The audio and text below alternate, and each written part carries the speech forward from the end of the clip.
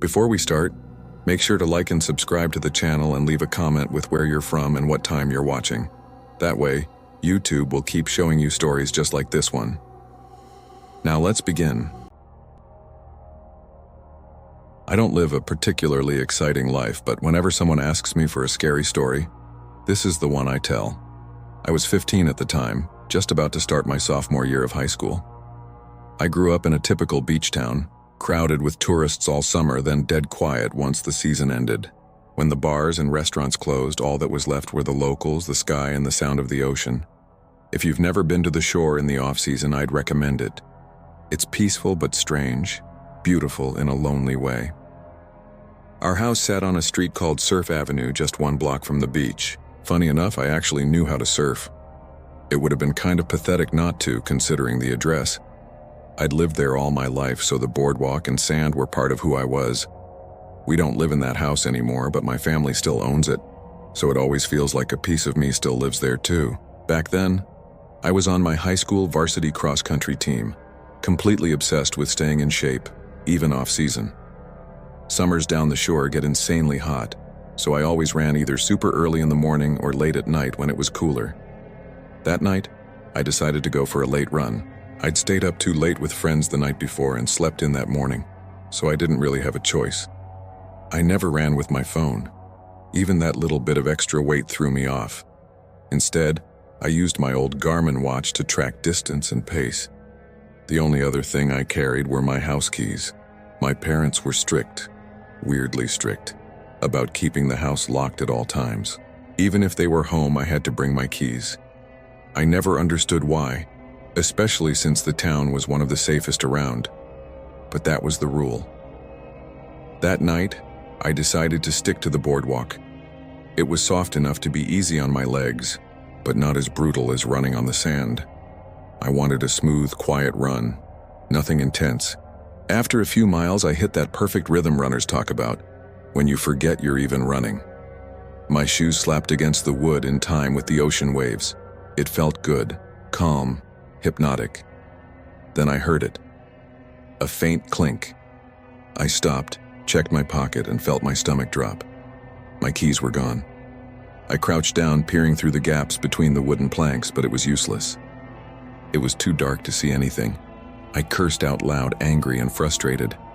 My parents would freak if I came home without those keys. Without thinking, I jumped off the side of the boardwalk and made my way down to the sand. The smell under there hit me instantly, like rotten seaweed mixed with stale beer. It was damp and heavy, and every step kicked up sand and trash. Using my watch's weak backlight, I crouched under the spot where I thought the keys had fallen but saw nothing, just garbage and sand. I thought about giving up, but my keys had our house address etched on them.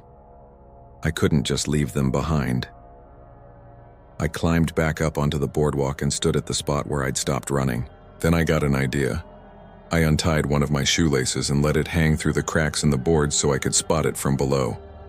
But as I stood up, something tugged on it, hard, and it disappeared. I froze. That wasn't the wind. Something, or someone, had pulled it. My stomach turned cold as I realized someone was under the boardwalk. And if they were, they probably had my keys too. Every instinct told me to run home, but I couldn't. I couldn't let some stranger have my house keys. So, like an idiot, I jumped back down and crawled underneath again. This time, the air felt heavier. My chest was tight. Somewhere in the darkness, I heard shuffling. I swung my watch light toward the sound. Nothing but sand and wooden beams. Then I heard it again, from another direction. That's when it hit me. There wasn't just one person under there. There were several. My pulse spiked. What was I even doing? Was I really about to confront people living under the boardwalk? I turned to crawl back out, trying not to panic. But before I could reach open air, something cold and rough grabbed my ankle. A hand. Fingernails dug deep into my skin. I screamed and kicked as hard as I could, my heel connecting with something solid. The grip released instantly. I scrambled out, crawling through the sand until I burst back into the open air. Then I ran. I didn't stop until I reached home. I pounded on the door until my dad opened it. He was furious, but when he saw my ankle and I told him everything, The keys, the shoelace, the people under the boardwalk. His anger turned to fear. He called the police immediately, and by morning, a locksmith came to change every lock on the house. For a few days, everything went back to normal. I convinced myself it was over. Just a creepy story I'd laugh about someday.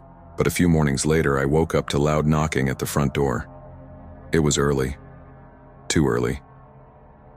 I waited for my parents to answer, but no one did. So I got up, threw on a hoodie, and went downstairs. When I looked through the peephole, there was no one there. I opened the door and looked around. The street was completely empty, but then I looked down. On the doormat sat a single shoelace, my shoelace. The one from that night. I slammed the door shut and locked every bolt. My parents got a full security system installed that same day. For weeks, we lived in fear. But nothing else ever happened. Still, even now, years later, whenever I visit that house, I can't walk the boardwalk without feeling that same chill. Somewhere out there, someone knows exactly where our beach house is. And sometimes when the night is quiet enough, I swear I can still hear faint shuffling sounds coming from underneath the boards. The thing about living in a beach town during the off-season is that it feels deserted. The tourists are long gone, the storefronts are mostly boarded up, and the boardwalk, the heart of the town in the summer, becomes nothing but an empty skeleton of itself. I liked it though, it was peaceful. That's why for the longest time I used to go for late-night runs on the boardwalk in the off-season when no one was around. It was my detox from life, from all the stress that came with it. Sometimes you just need to be away from people. There was something about the sound of the waves and the rhythmic slap of my sneakers against the wooden planks that calmed me. It made me feel like I had the whole world to myself. That night was no different. The air was crisp, carrying the faint scent of salt and damp wood. The only lights came from the occasional street lamp, buzzing faintly and casting long, lonely shadows across the boardwalk. I was maybe a mile into my run when I got that feeling. The one where you just know you were not alone.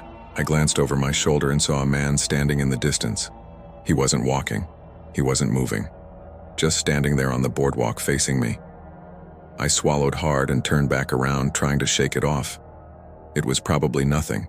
Maybe just another local taking a walk. Still, no matter what, that's not something you want to see when you're alone at night. I kept running, but after a few minutes that feeling of being followed came back, even stronger this time. My heart started thudding harder, not from the run, but from something else. Fear. Curiosity got the better of me, and I turned around again. The man was closer now, still not moving, still just standing there facing me. A deep unease crept through my stomach. I picked up the pace, pulling out the one headphone I had in my ear. My feet hit the wood faster, my breath quickened, but every few moments, I could hear footsteps behind me, matching mine perfectly. I turned again. He was even closer, but still completely still. That was it. I broke into a sprint. The once comforting boardwalk now felt endless, stretching too far in both directions. My car was parked at the very end, right by the beach entrance. I just had to make it there. I ran harder than I ever had before. My lungs burned, my legs screamed, but I refused to stop. Every few seconds I looked over my shoulder, and every time he was a little closer, still standing, still watching. I couldn't understand how he managed to stop so suddenly every time I turned. I wasn't even watching where I was going anymore. I just needed to get away. Finally, I saw the boardwalk exit and nearly cried in relief when my car came into view. I fumbled for my keys, my hands shaking so badly I could barely press the unlock button. The lights flashed. I yanked the door open, jumped inside, and slammed it shut. I jammed the key into the ignition and threw the car into reverse.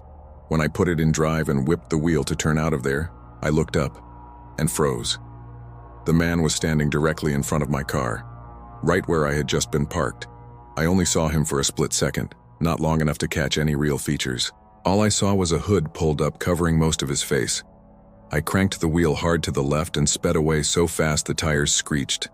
The whole drive home, I didn't care if I ran a red light or swerved off the road. I just wanted to get as far from that place as possible. I didn't look back once. When I got home, I locked every door, every window, every possible entrance. I didn't sleep that night. In the days that followed, I had a few nightmares, all of them featuring that man. In some, he was watching me from the shadows. In others, he was chasing me. My mind created its own versions of what his face might have looked like, and none of them were pleasant. I haven't gone for a winter run on the boardwalk since. I'm sorry in advance if I mess up some details. This happened when I was really young, maybe 8 or 9. My memory's a little foggy, but I know it was during one of those summers my family spent at my grandparents' beach house. That place was our family hub. Every summer, all of us, siblings, cousins, aunts, uncles, piled in for weekends or whole weeks. The house wasn't fancy, but it had what felt like 1,000,000 bedrooms and enough space for everyone. It sat close to the beach, so most of my days were spent playing in the sand or riding my bike around the neighborhood. Looking back, those summers feel like a dream. One long stretch of golden afternoons and salty air. That summer, though, was different. There was a hurricane forecasted, big enough that the whole town was preparing months in advance. I don't know if other beach towns did this, but ours built huge sand dunes along the shore as barriers. To a kid, they looked like castle walls, giant mountains of sand blocking the ocean from view. From the boardwalk, all you could see was this endless wall of sand instead of water. My siblings and I loved those dunes. We'd climb them, slide down, pretend we were explorers or knights sneaking into a fortress. Even though the beach officially closed when lifeguards went off duty, locals didn't really care. Our parents didn't mind as long as we promised not to go into the ocean. I was a bit of a troublemaker, always pushing limits just to see how far I could go. That's what led me to sneak out that evening. It wasn't too dark yet. The sun hadn't even started to set. But I wanted some alone time. I think I'd argued with one of my brothers. The kids' rooms were on the lower floor and the sliding door made sneaking out easy.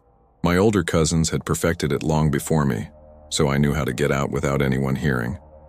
I stepped outside barefoot, the boards cool under my feet, and headed toward the boardwalk. Usually, there were still locals out, families, kids, maybe a few teenagers. But that night, it was silent. Completely empty, not a single person in sight. It felt eerie, like the entire beach town had fallen asleep at once.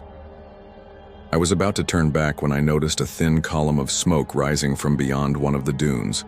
At first I thought it was fog, but as I squinted I realized it was definitely smoke, like from a fire. Fires on the beach weren't unheard of, even though they were technically illegal. Still, something about it being so empty made the smoke feel wrong. I should have gone home, but curiosity got the better of me.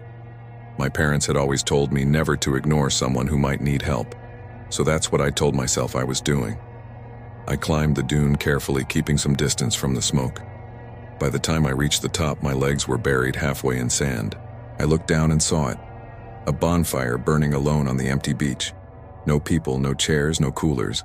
Just flames in the middle of the sand, as if whoever started it had disappeared. Even at that age, I knew it was dangerous to leave a fire like that unattended. I slid down the dune and walked over. For a moment, I just stared. Then I started kicking sand onto it until the flames went out. When I looked closer, I realized the fire hadn't been fueled by wood. It was burning clothes, kids' clothes, tiny shoes, socks, shirts, half buried, half burned. My stomach turned. I used a stick to poke through the ashes, and that's when I saw them. Photos. Most were charred beyond saving, but one had survived enough for me to see a face. It was a boy about my age. He even looked like me. If someone had told me he was a cousin, I would have believed them. A cold feeling spread through me. I dropped the stick, frozen, my heart pounding. Then I heard a voice shout, "Hey!" I looked up. A man was coming toward me from down the beach. He was bald, staggering like he was drunk. "Hey, kid!" he yelled again. My feet refused to move. He shouted, "Don't you go anywhere!" and started toward me faster. That broke me out of it. I turned and ran. Running on sand felt impossible, every step heavy and slow. He was shouting behind me, cursing, getting closer. Just as I reached the top of the dune, I felt fingernails scrape my ankle. He almost caught me. Somehow I kicked free and tumbled down the other side, rolling until I hit the bottom. I scrambled up and ran for the boardwalk without looking back. My lungs burned. My heart felt like it would explode. When I reached home, I slammed the sliding door shut, ran to my bed, and started crying. I wanted to tell my parents so badly, but all I could think about was how ID snuck out and how much trouble ID get in. So I didn't say a word. The next day, nothing happened. No cops, no news reports, no missing kids. Even now, I don't know what to make of it. The thing that still haunts me isn't just the man or the fire. It's that photograph, the boy's face. He looked so much like me that sometimes I wonder if it was me.